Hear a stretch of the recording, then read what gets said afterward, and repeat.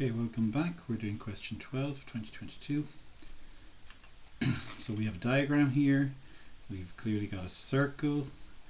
We have a diameter because it's a chord which passes the center, which has been marked.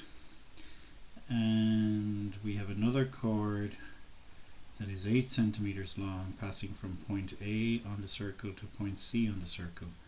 And the third point here is point B. So unlikely that it is unlikely that it will tell us anything new here. So but we're going to read it anyway. Another unusual thing about this is there's only one, there is no parts, it's just a question, and it's worth 10 marks. Okay, so the diagram below shows the circle K. Okay, well that's great because it's named K here. Circle is the set of points on this path, this circular path. The points A, B and C lie on the circle, and the line segment AB is the diameter of the circle, and AC, the length, is 8. The area of the circle is 25 pi. Now as you know, we use square brackets, or hopefully you know we use square brackets to represent anything that's area. So 25 pi is the area. Work out the size of the smallest angle in the triangle. Okay, so where to start? Well, we'll go, so this is not coordinate geometry, page 18 won't be much good to us. It's just straight up geometry, but in our case it's actually an area. So we want the formula for the area of a circle, because using this formula for the area of a circle we'll be able to work our way backwards and get the radius. So we would say that the area of the circle equals pi r squared, but we know that that's equal to 25 pi. So we know that pi r squared equals 25 pi. We can cancel out the pi's, and we know that r squared equals 25. And so if we take the square root of both sides, using the square root operation, we get that r equals the square root of 25, or r equals 5. Now we're not finished. We just know that the radius equals 5. Now it's not really what I want, so I'm just going to double that up and say the diameter equals 10. Okay. So now we have 10 here, 8 here, and we're to work out the smallest angle. So what we're going to do is first we're going to work out this, so it does certainly look like the shortest of the 3 sides. We're going to use the circle theorem, which says that if a triangle is built on a diameter, then this is a right angle triangle. And from that we can work out CB using Pythagoras. So CB length using Pythagoras is equal to the square root of 10 squared minus 8 squared. 100 take 64. Root 36. So now we have CB equals 6.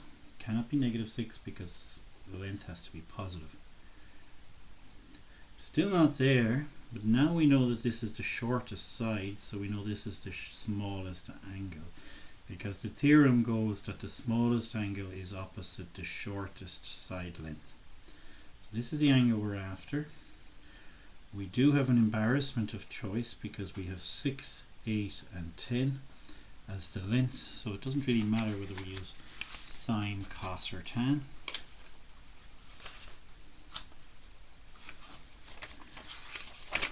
Take this back to 16. Doesn't matter whether we use sine, cos or tan. We've calculated both of these, so it doesn't really matter which one we favor. Let's go with this one, in which case we're going to use cosine.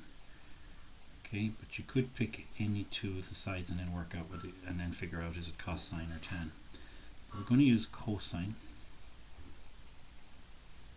Okay, the reason I'm doing that is I'm comparing this sketch with this sketch, with 10 being the hypotenuse and this being 8. But another thing you'll know is if the reference angle we're talking about is the included angle, and use cosine. So it's the simplest one to visualize and use.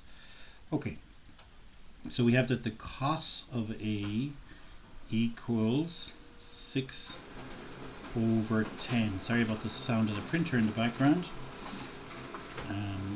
And we need to calculate A, so we're going to do the inverse function, the inverse operation of cosine, which is inverse cosine, or it's cos to the minus 1.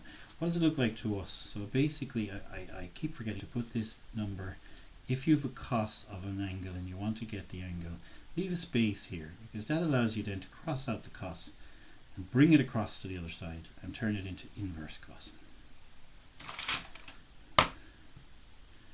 Okay, we're going shift cos for inverse cos. We're going in with a fraction bar.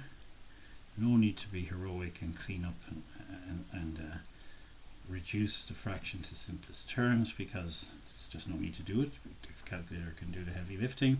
And we get 53 degrees. A equals 53.13. Let's check for the degree of accuracy. They didn't ask, give it a particular degree of accuracy, so we'll be quite accurate. Let's go with 53.13 degrees. Okay, let's see how we did.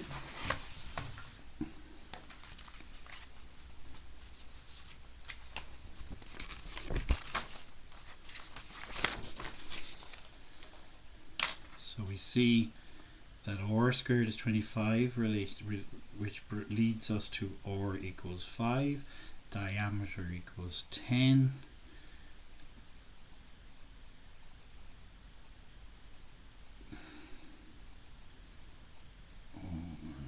I used 6 instead of. Okay, this goes to outtakes.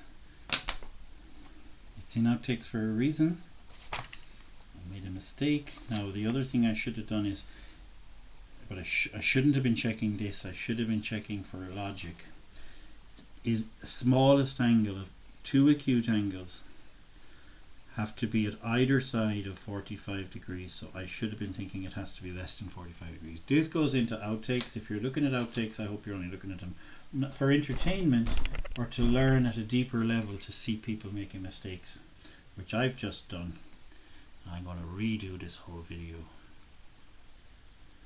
and that has its own issues, because you get the impression when I'm making it that its maths goes perfectly. I would have hoped that I would have picked this up during the exam as mistake because it was larger than 45. Okay, this is in outtakes for a reason. I won't see you in the next one. I'll see you in this one when I redo it. Okay, see you in this one when I redo it.